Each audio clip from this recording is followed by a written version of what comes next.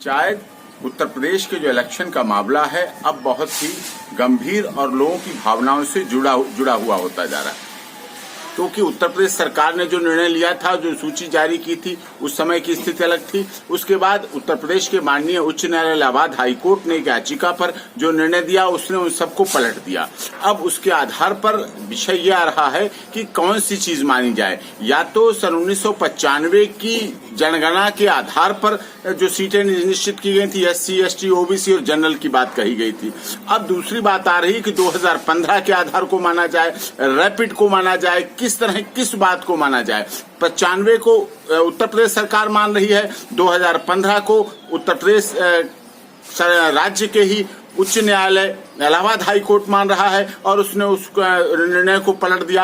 अब इन सब बातों को लेकर माननीय सर्वोच्च न्यायालय में 26 मार्च को संभवतः ऐसा है कि याचिकाओं पर सुनवाई हो जाए, जिससे कि ये सारी स्थिति क्लियर हो सके। अभी अनिश्चितता का माहौल बन गया है उत्तर प्रदेश में, क्योंकि उत्तर प्रदेश के ही नहीं देश के सभी के, ऐसा महात्मा गांधी जी ने कहा था कि पंचायत चुनाव देश का सबसे बड़ा लोकतांत्रिक ढांचा की मजबूत कड़ी है और पंचायत चुनाव के आधार पर आगे वैमनस्यताएं भी फैलती हैं, आगे जातिवाद भी फैलता है। इस तरह इन सब चीजों को रोके जाने के लिए प्रयास करना चाहिए और उसी पर इन याचिकाओं की सुनवाई हो, जिससे संभवतः 26 मार्च है, जो 26 मार्च से आगे का प्रोसेस होने वाला है। यदि इस पर जल्दी निर्णय नहीं लिया गया या रोक नहीं लगाई गई तो आगे का निर्णय उत्तर प्रदेश सरकार करने के लिए तैयार है।